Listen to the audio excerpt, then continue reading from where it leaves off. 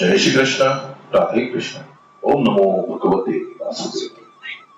तामस कर्म का वर्णन करते हुए भगवान कहते हैं कि तामस मनुष्य अपनी शक्ति, परिणाम आदि का विचार न करके मूर्ता से काम करता है।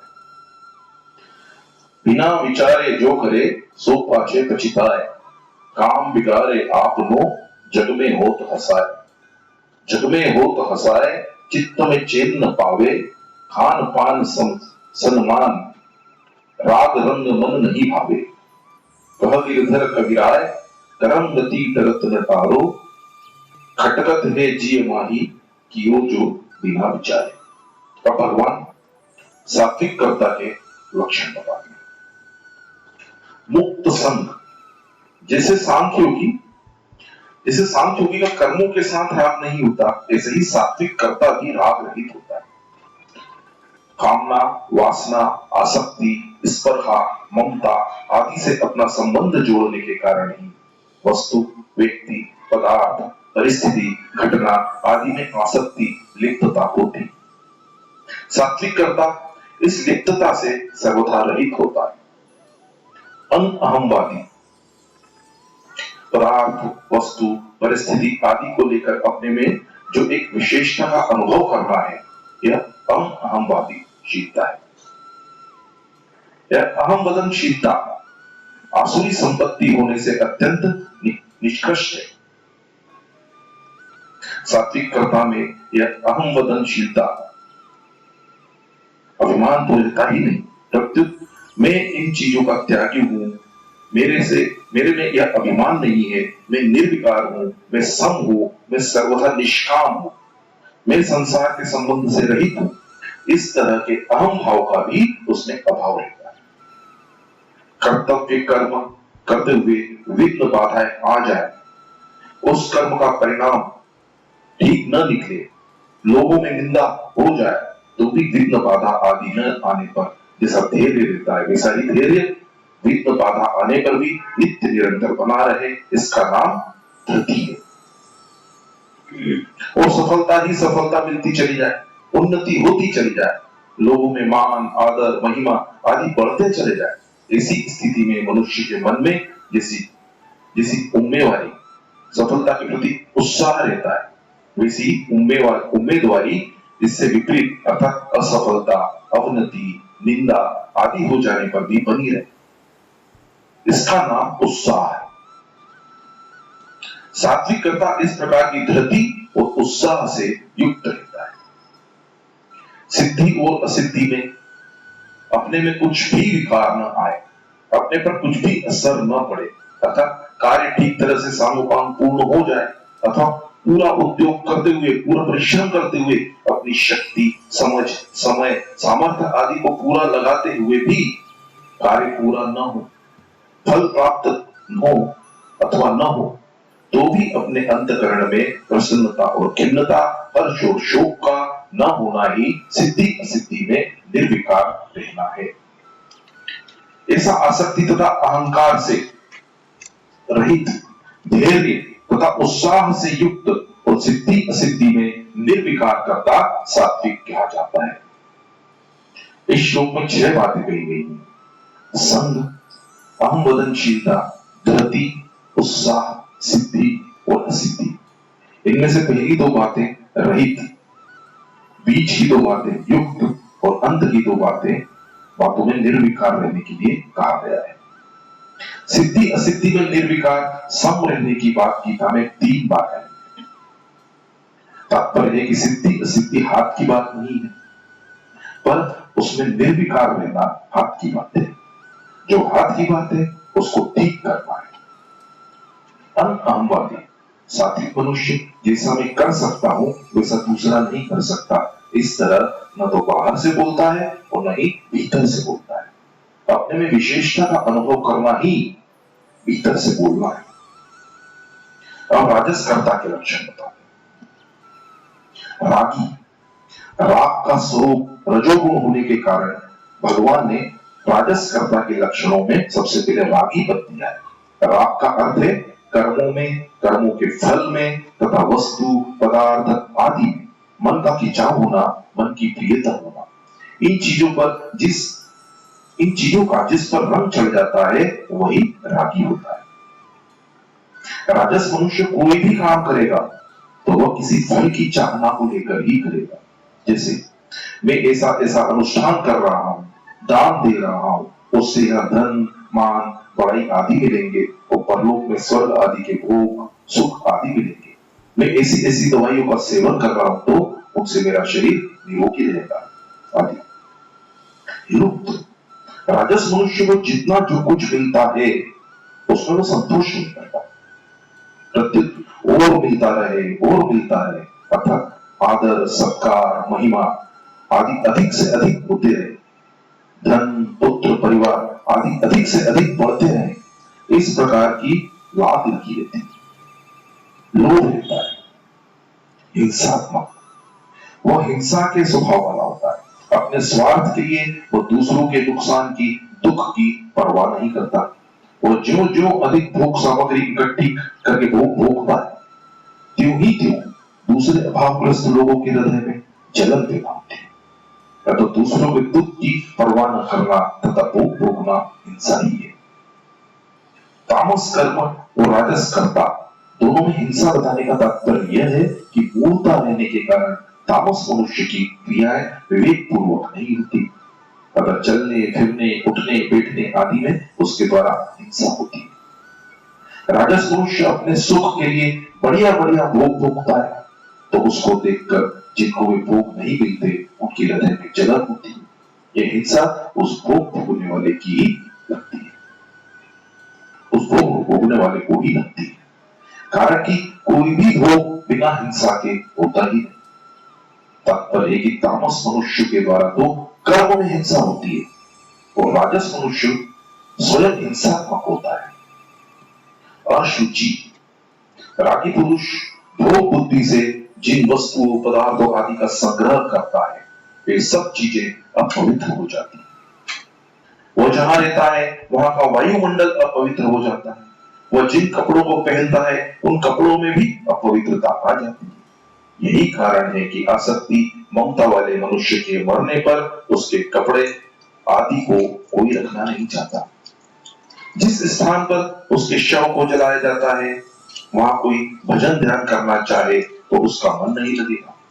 वहां भूल से कोई सो जाएगा तो उसको प्राय खराब खराब स्वप्न आएंगे।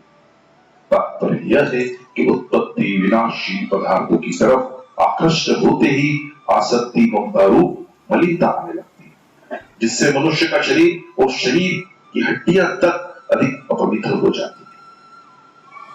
हर्ष शोकान्वित, उसके सामने दिन में कितनी बार सफलता विफलता अनुकूल प्रतिकूल परिस्थिति घटना आदि आते जाते हैं, उनको लेकर वह हर्ष शोक राग द्वेष सुख दुख आदि में ही उलझा रहता है। उपयुक्त लक्षणों वाला कर्ता राजस का परिशिष्ट भाव यह है कि हिंसात्मक पहले तामस कर्म में भी हिंसा बताई गई है, क्योंकि रजोगुण और तमोगुण दोनों एक दूसरे के नजदीक पड़ते हैं, पर सत्वगुण दोनों से दूर पड़ता है। रजोगुण रागात्मक होता है और तमोगुण मोहात्मक होता है। रजोगुण में तो होश और सावधानी रहती है, पर तमोगुण में बेहोशी और असावधानी रहती है। राग स्वार्थ बुद्धि होने से जितनी हिंसा होती है उतनी मोह होने से नहीं होती, इसलिए रजोगुण में अधिक हिंसा होती है। राग स्वार्थ बुद्धि के कारण राजस मनुष्य हिंसात्मक हो जाता है, उसकी हिंसा में तल्लीनता हो जाती है। अब तामस कर्ता के लक्षण बता।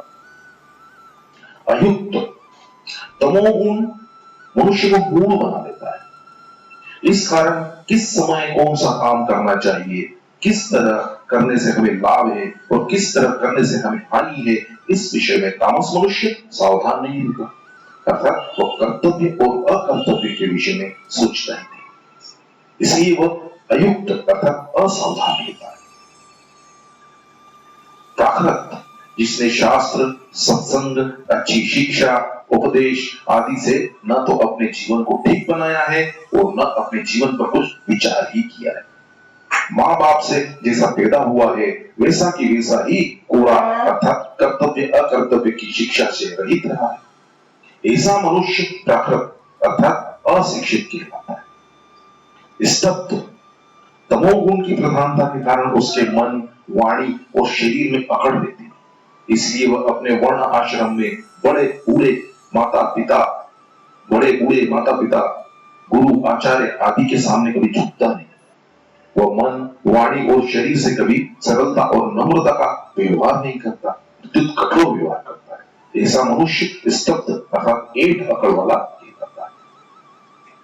षट, तामस मनुष्य अपनी एक जिद होने के कारण दूसरों की दी हुई अच्छी शिक्षा को, अच्छे विचारों को नहीं मानता। उसको तो मूर्खता के कारण अपने ही विचार अच्छे लगते हैं, इसलिए वह षट अर्थात जिद्दी कहलाता है। अनिष्कृति की, जिसने कुछ उपकार पाया है, जिनसे कुछ उपकार पाया है, उनका प्रत्युपकार करने का जिसका स्वभाव होता है वह निष्कृति कहलाता है। परंतु तामस मनुष्य दूसरों से उपकार पा करके भी उनका उपकार नहीं करता, प्रत्युत उनका अपकार करता है, इसलिए वह अनिष्कृतिक कहलाता है। अलस, अपने वर्ण आश्रम के अनुसार आवश्यक कर्तव्य कर्म प्राप्त हो जाने पर भी तामस मनुष्य को मूर्खता के कारण वह कर्म करना अच्छा नहीं लगता। प्रत्युत सांसारिक निरर्थक बातों को पड़े पड़े सोचते रहना अथवा नींद में पड़े रहना अच्छा लगता है, इसलिए उसे आलसी कहा गया है। विषादी, यद्यपि तामस मनुष्य में विचार होता ही नहीं कि क्या कर्तव्य होता है और क्या अकर्तव्य होता है, तथा निंद्रा, आलस्य, प्रमाद आदि में मेरी शक्ति का, मेरे जीवन के अमूल्य समय का कितना दुरुपयोग हो रहा है, तथापि अच्छे मार्ग से और कर्तव्य से च्युत होने से उसके भीतर स्वाभाविक ही एक विषाद, दुख, अशांति होता रहता है, इसलिए उसे विषादी कहा गया है। दीर्घ सूत्री, अमुक काम किस रीति से बढ़िया और जल्दी हो सकता है, इस बात को सोचता ही नहीं, इसलिए वह किसी काम में अविवेक पूर्वक लग भी जाता है तो थोड़े समय में होने वाले काम में भी वह बहुत ज्यादा समय लगा देता है और उससे काम भी सुचारू रूप से नहीं होता। ऐसा मनुष्य दीर्घ सूत्री कहलाता है। उपयुक्त 8 लक्षणों वाला कर्ता तामस कहलाता है। 26 से 27 और 28 श्लोक में जितनी बातें आई है वे सब कर्ता को लेकर ही कही गई। कर्ता के जैसे लक्षण होते हैं उन्हीं के अनुसार कर्म होते हैं। कर्ता जिन गुणों को स्वीकार करता है उन गुणों के अनुसार ही कर्मों का स्वरूप होता है। कर्ता जिस साधन को करता है वह साधन कर्ता का रूप हो जाता है। कर्ता के आगे जो कर्ण होते हैं वे भी कर्ता के अनुरूप होते हैं। तात्पर्य यह है कि जैसा कर्ता होता है वैसे ही कर्म, करण आदि होते हैं। कर्ता सात्विक, राजस और तामस होगा तो कर्म आदि भी सात्विक, राजस और तामस होंगे। सात्विक कर्ता अपने कर्म, बुद्धि आदि को सात्विक बनाकर सात्विक सुख का अनुभव करते हुए असंगता पूर्वक परमात्मा तत्व से अभिन्न हो जाता है, कारण कि सात्विक कर्ता का ध्येय परमात्मा होता है, इसलिए वह कर्तव्य भोगत्व से रहित होकर चिन्मय तत्व से अभिन्न हो जाता है, क्योंकि वह तात्विक स्वरूप से अभिन्न ही था। परंतु राजस तामस करता, राजस तामस कर्म, बुद्धि आदि के साथ तन्मय होकर राजस तामस सुख में लिप्त होता है, इसलिए वह परमात्मा तत्व से अभिन्न नहीं हो सकता, कारण कि राजस तामस कर्ता का उपदेश परमात्मा नहीं होता और उसमें जड़ता का बंधन ही अधिक होता है। अब यह शंका हो सकती है कि कर्ता का सात्विक होना तो ठीक है, पर कर्म सात्विक कैसे होते हैं? इसका समाधान यह है कि जिस कर्म के साथ कर्ता का राग नहीं है, कर्तव्य अभिमान नहीं है, ले फल इच्छा नहीं है, वह कर्म सात्विक हो जाता है। ऐसे सात्विक कर्म से अपना और दुनिया का बड़ा भला होता है। उस सात्विक कर्म का जिन वस्तु, व्यक्ति, पदार्थ, वायुमंडल आदि के साथ संबंध होता है उन सब में निर्मलता आ जाती है, क्योंकि निर्मलता सत्वगुण का स्वभाव है। दूसरी बात, पतंजलि महाराज ने रजोगुण को क्रियात्मक ही माना है, परंतु गीता रजोगुण को क्रियात्मक मानते हुए भी मुख्य रूप से रागात्मक ही मानते हैं। वास्तव में देखा जाए तो राग ही बांधने वाला है, क्रिया नहीं। गीता में कर्म 3 प्रकार के बताए गए हैं, सात्विक, राजस और तामस। कर्म करने वाले का भाव सात्विक होगा तो वे कर्म सात्विक हो जाएंगे, भाव राजस होगा तो वे कर्म राजस हो जाएंगे, वो भाव तामस होगा तो वे कर्म तामस हो जाएंगे। इसलिए भगवान ने केवल क्रिया को रजोगुणी नहीं माना। परिशिष्ट भाव यह है कि विषादी पद रजोगुण में आना चाहिए, पर यह तमोगुण में आया है। तामस भक्ति का विवेक से विरोध है, इसलिए तामस मनुष्य में विषाद अधिक होता है। जय श्री कृष्ण, राधे कृष्ण। ओम नमो भगवते वासुदेव।